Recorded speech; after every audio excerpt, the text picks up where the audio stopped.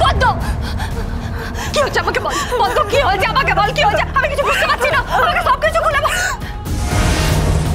তো বড়বাবু এসে গেছেন। বড়বাবু, মেয়েকে খুঁজে পাওয়া যাচ্ছে না। এখান থেকে বেরোনোর পর মেয়েকে খোঁজ।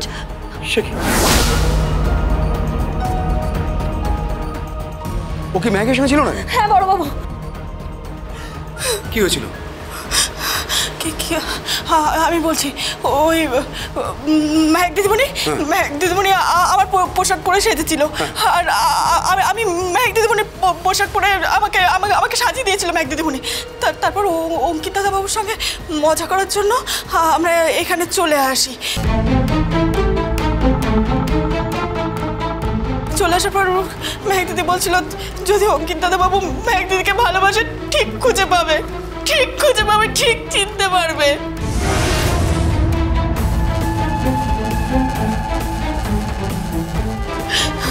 কিন্তু আমরা এখানে ঢুকে আসি, আর তারপর মেহেক দিদি ওই কি মাখে, ওই পারফিউম। হ্যাঁ, ও যেটা মাখে সেটা আমাকে মাখিয়ে দিয়েছিল। আর অঙ্কিতা দাদাবাবু ভাবলো যে আমি মেহেক দিদি। অঙ্কিতা দাদাবাবুর চোখটা না ওই দুটো মেয়েকে বলে চোখ বাঁধিয়ে দিয়েছিল। কোন দুটো মেয়েকে দিয়ে? হ্যাঁ, এই দুটো মেয়ে। কি নাম আপনাদের? আমার নাম মিলি। আর আপনার নাম? আমার নাম জিনিয়া। ঠিক কি হয়েছিল বলুন। আমি বলছি, ওনারা আমার কাছে এসেছিলেন এবং ওই ব্লাইন্ড ফোল্ড যেমন হয় না, যেভাবে আমরা কানামাছি খেলি ঠিক সেভাবে আমার চোখ পেতে দেওয়া হয়েছিল এবং বলা হয়েছিল যেন আমি নিজেই মেহেককে খুঁজে বের করি। মেহেকের সঙ্গে আমার কথা হয়েছিল, আমার ফোনে লাস্ট কলে আছে, আমি নিজে ওকে ডায়াল করেছিলাম।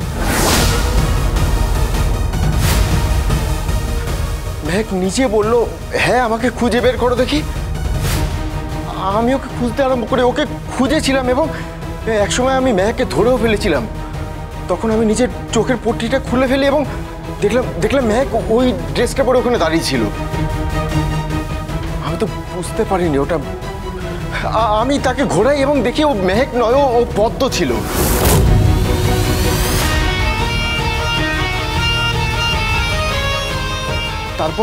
তারপর মেহেককে আমি অনেক খুঁজেছিলাম, পাগলের মতো খুঁজেছিলাম, কিন্তু কোথাও পাইনি, কোথাও দেখতে পাইনি।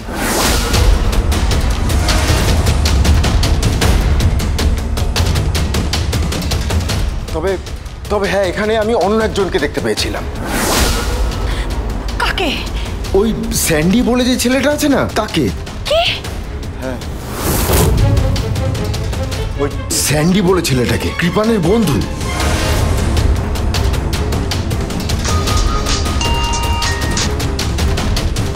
হ্যালো। এই শোনো, তুমি হুট করে কোথায় বেরিয়ে গেলে? হ্যাঁ, আমি বুঝতে পারছি না তোমার এই ব্যবস্থা, আমি কিচ্ছু বুঝতে পারছি না। আমি তোমাকে তখন থেকে ফোন করে যাচ্ছি, তুমি শুনতে পাচ্ছ না? তুমি ফোনটা ধরছো না কেন? সরি বাবা, আমি শুনতে পাইনি। কি বলবেন বলুন। মেহেক কোথায়? মেহেক নিখোঁজ। নিখোঁজ মানে?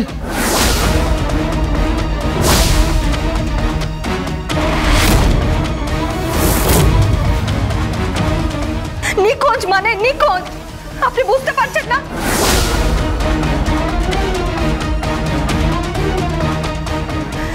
থানার বড়বাবু এখানে এসেছেন, পুরো পুলিশ বাহিনী এখানে আছে। আমরা খোঁজার চেষ্টা করছি মেহেককে। অঙ্কিত কোথায়? অঙ্কিত এখানেই আছে। এই শোনো,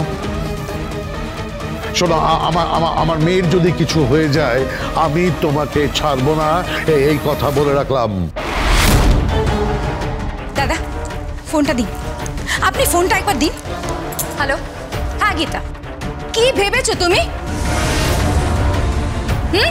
তুমি একা চলে গেলে কেন? যে বাড়ির কর্তা সে যাবে না?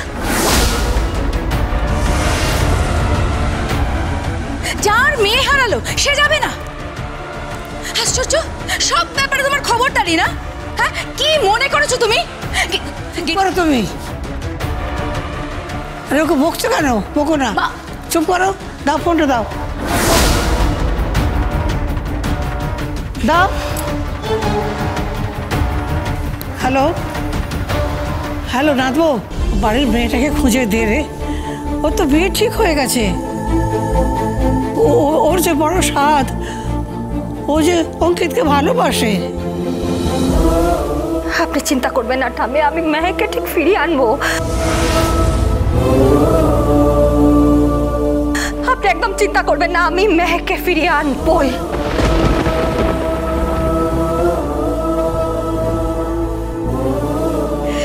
বড়বাবু, আগে এখানে সবাইকে একবার থানায় নিয়ে যেতে হবে। অঙ্কিত বাবু, আপনিও চলুন। পদ্ম, চল।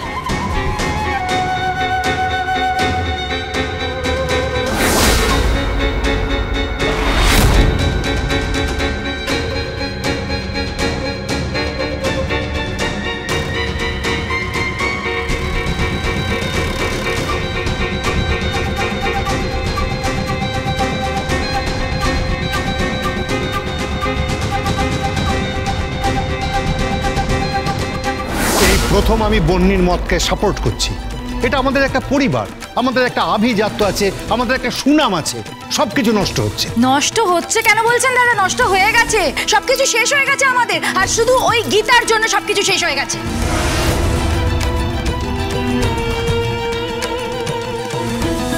প্লিজ, আপনারা কেন কথায় কথায় আমার বোনের বিরুদ্ধে অভিযোগ আনেন বলুন তো? থাক, বোনের হয়ে না সালিশি করতে হবে না।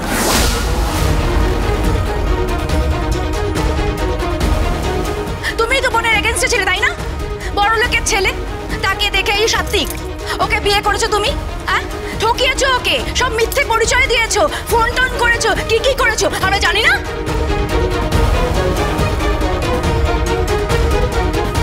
ওকে বলে কোনো লাভ হবে নাকি? এদের তো দুকান কাটা, এটা নির্লজ্জ। বাবা, বাবা, আপনার সামনে সবাই আমাকে এইভাবে বলছে, আপনি কিছু বলবেন না? বলবেন না আপনি?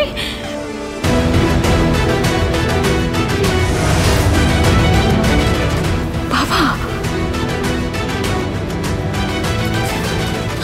ঠাম্মি, ঠাম্মি, ঠাম্মি, আপনার সামনে সবাই আমাকে এইভাবে বলছে, আপনি কিছু বলবেন না ঠাম্মি? বলুন না ঠাম্মি, আপনি কিছু বলবেন না?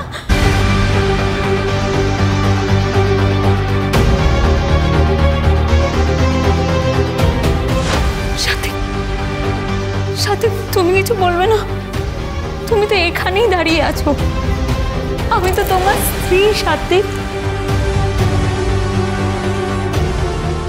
আমি মানছি তুমি এখনো আমাকে স্ত্রী বলে অ্যাকসেপ্ট করোনি, তাই বলে সবাই পুরো পরিবারের সামনে আমাকে এইভাবে অপমান করবে?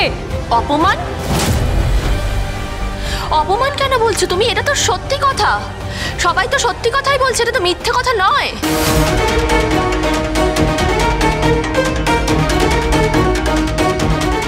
এক্স্যাক্টলি, তুমি আমার বড়দাকে ঠকিয়েছিলে, আর তুমি দিনের পর দিন ফোনে কথা বলে গেছো বড়দার সাথে তোমার বোনের পরিচয় নিয়ে। তুমি বড়দার সাথে মিথ্যে প্রেমের নাটক করেছো, আর তারপরে ওকে মন্দিরে নিয়ে গিয়ে জোর করে বিয়ে করে এবারই দরজায় এসে দাঁড়িয়েছিলে। থাক না, থাক না এখন এসব কথাবার্তা, এখন তো এসব কথাবার্তা কোনো প্রয়োজন নেই। তাছাড়া এই সমস্ত কথাবার্তা ওঠার কোনো কারণও তো নেই। মেহেক মিসিং, সেটা নিয়ে ভাবতে হবে, আমরা সেটা নিয়ে ভাবি না।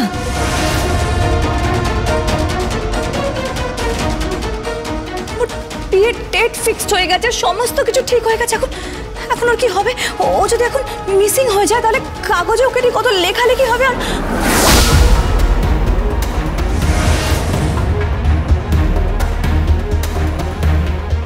কি অবস্থা হবে তোমরা বুঝতে পারছো? কি অবস্থা হবে? মেহেকের তো কোনো দোষ নেই, মেহেককে তো তুলে নিয়ে গেছে, ওকে কিডন্যাপ করেছে, আর সেটা তো আমরা সবাই জানি। তাহলে মেহেককে দোষ দিয়ে লাভটা কি হবে? তবুও সমাজ মেয়েদের দিকে আঙুল তোলে।